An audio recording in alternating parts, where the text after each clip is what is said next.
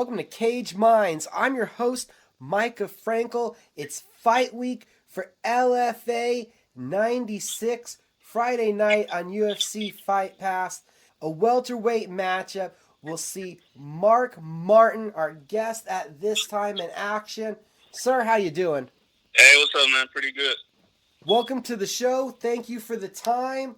We got fight week ahead of us. How you feeling? How's camp been? I'm feeling good, ready to go. Just getting the weight down, and I'll be ready to rock. What's this camp been like? Oh, yeah, camp's been smooth. Everything's back open out here in AZ, so no restrictions with COVID with the gym. Actually, I finished up camp last Thursday. Kind of been secluding myself so I could make sure I passed the COVID test. But other than that, everything's going smooth. How nice was it to not have the restrictions in place and to kind of have a normal, what you're used to camp? Right. I got to get more rounds in, obviously more training sessions. I had a fight back in July where we would have, COVID was big in Arizona back then. So we would do like a group of 5 people and we would train like that. Now we back to normal. I'm getting, every look from everybody in the gym and things like that. So it's going smooth. Coming off of that LFA 86 first round TKO victory, we got to see some of your striking. We got to see some clinch work and then finishing it off on the ground. What did you think of that last win? Yeah, it had been a year since I had fought. In that year's time, I had been constantly training, constantly improving on my striking, constantly improving on my grappling. And the plan was to mix it up in there, take whatever he gave me. So I think I did a good job of that. A lot of people look at you, they look at the background, the Ohio State wrestling, and they expect just a wrestler. But there's a lot more facets to your game, and you're showing that, definitely. Yeah, like I said, I've constantly been working my striking with Rob Emerson, one of my teammates / coaches. Been working my grappling with Coach Crouch and trying to mix everything together with my wrestling and just, become the best MMA fighter I can be. That way, when I get to the UFC and I'm facing those top guys, I can take what they give me, or I can choose where the fight goes and I can be comfortable everywhere. What's been the hardest learning curve? If I had to choose one, I would say working off my back, having a good jiu-jitsu guy or a good wrestler, on top of me and, working submissions from the bottom. Wrestling, you used to being on top or, not really being on your back too much. So I think initially when I first started training, that was the first thing. And then obviously like the striking, the boxing, and footwork and stuff like that. So the striking and grappling was the biggest things I had to focus on when I made the transition. Now, outside of wrestling itself, what were some of the easiest things? Grappling on top. I think, just controlling positions, just having a strong, solid base on top just from all the years of wrestling. Obviously, the takedowns from the feet came easy. Striking 2 takedowns came pretty easy. Clinch work was, came pretty just, the control and the clinch and stuff like that. I had a good feel for it naturally from wrestling.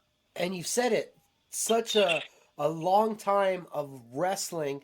At what point did you know that you wanted to transition sports and give MMA a go? It's hard to pick, a specific time where I was like, MMA is for me. But I think in college, I had a lot of buddies and stuff like that started training MMA. So like in the off season, I would come back home and I would train here and there, just as not nothing serious, but just for fun. Pretty much, it was fun for me. So after college, it was an option. I gave it a try and I liked it. So you have fun going to the gym, training, and this is fun for you? Yeah, the whole martial arts. The whole martial arts is fun for me. Even if I didn't fight, or even when I retired, I'll still train jiu-jitsu. I'll still do hit the pads.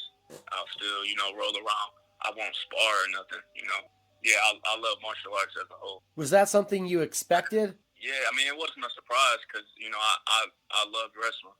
So much. As hard as wrestling is probably the hardest martial art out there. So if you enjoy training wrestling, most likely you'll enjoy, boxing and jiu-jitsu and kickboxing. It's a lot more laid back. It wasn't much of a surprise. And we've talked about it from Cleveland, from Ohio, now in Arizona training. How different of a lifestyle is that from Ohio to Arizona? I mean, the weather way nicer. The weather's way nicer. I can go on hikes and I can do a lot of, adventure stuff outside, go to pool parties and, stuff like that. Ohio, especially right now, it's cold, snowing most of the winter. So most of the time you either in the gym or you at home, inside. Here, I get outside a lot. I do a lot of workouts outside. I hike a lot. Just chill by the pool. So, yeah, the lifestyle is way different. And how big has this move, this transition been for you as a martial artist? It's been smooth, especially now I don't really have to worry about school. School was never a strong point for me. I never really enjoyed school. I just, I would do it so I could wrestle. Now I could just pretty much focus on training. I have hobbies outside of that. I like to, hang out with friends, travel, play basketball, stuff like that. Yeah, with no school, it's a lot less stress, a lot less time consuming, and it's way more enjoyable. And what is it like being able to put a full-time focus on fighting? It's fun. Like I said, I enjoy doing martial arts, So I'm always in the gym. I'm always helping my teammates, improve. They help me improve. Yeah, I love that type of lifestyle.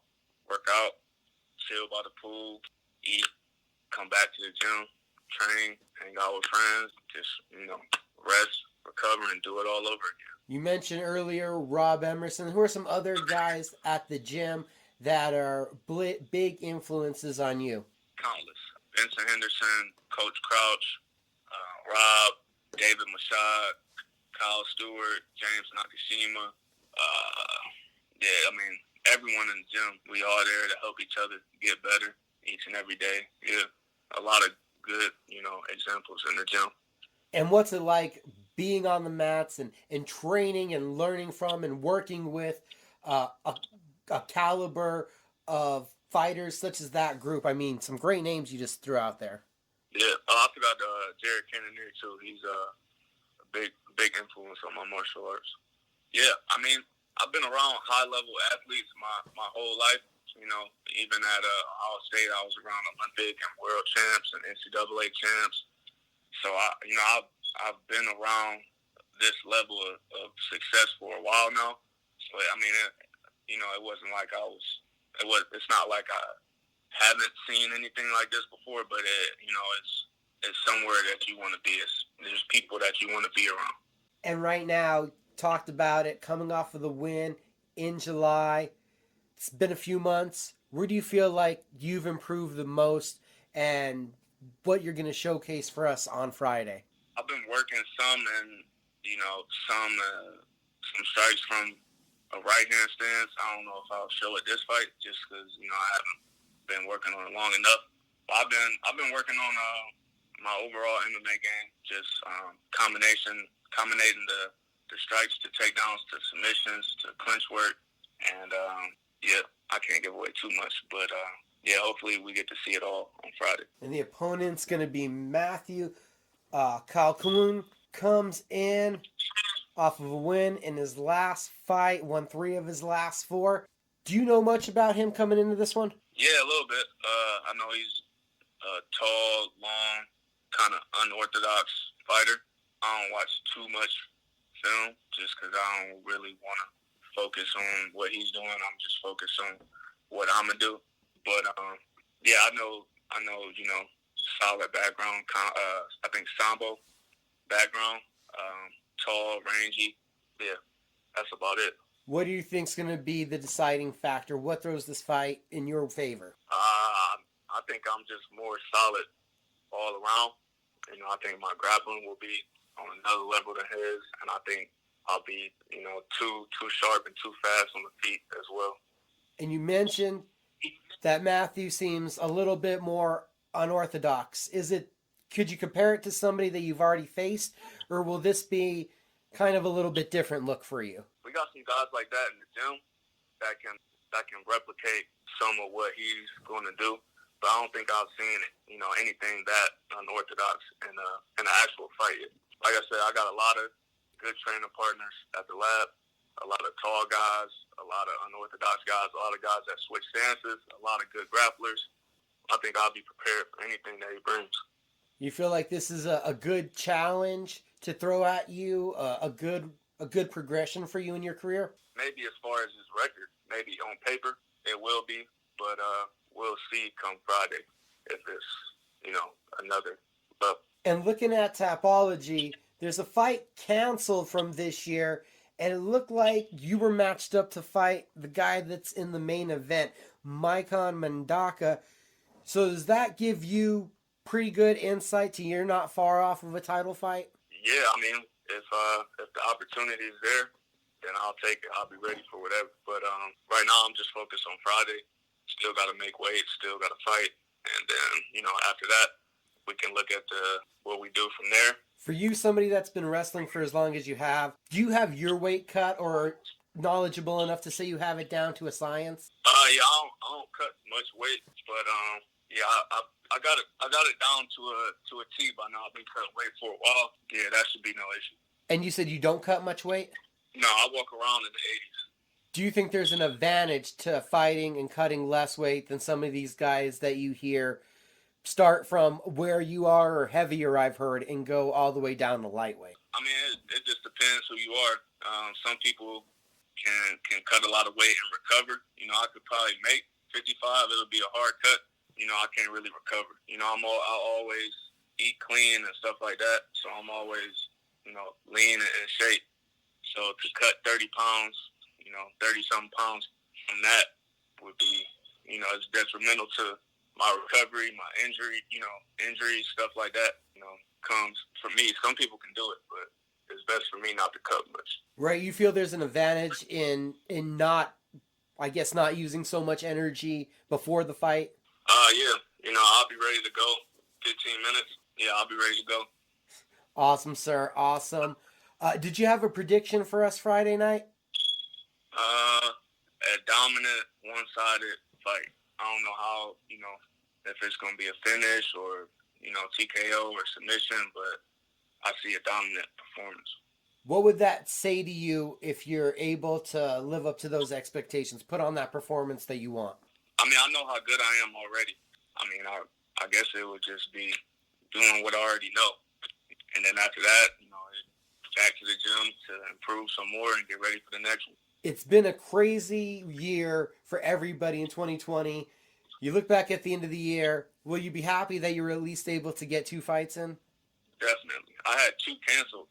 Actually, I had the one in March canceled, and then I had the one in January canceled. So to get, 2 fights during the pandemic would be a good way to end the 2020 for sure. Awesome, Mark. It was great getting to talk to you. Before I let you go, was there anybody you needed to shout out to or thank? Yeah, shout out to all my teammates and coaches at the lab. Shout out to my sponsors, Defense Soap, Prototype Combat, and my boy Kenny Courts. He has a wrestling club up in New York for any parents that have kids that want to start wrestling. He's in Watertown, New York. And how can everybody keep up and follow you on social media? Instagram and Twitter at Showtime Martin 1. Awesome, sir. Again, thank you for the time. Everybody, LFA 96, Friday night, UFC Fight Pass. Tune in. It's going to be a great night of action.